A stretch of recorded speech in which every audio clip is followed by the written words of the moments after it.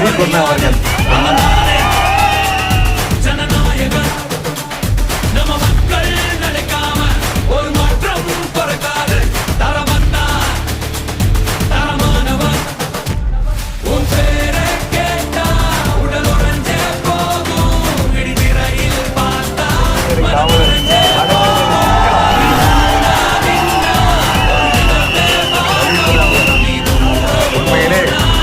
தலைவராக இருந்து பஞ்சாயத்து தலைவராக இருந்து அவர் செய்த சேவையை பார்க்கும் பொழுது எனக்கும் அவரை மாறி இங்கே சேவை செய்து ஒரு ஆண்டு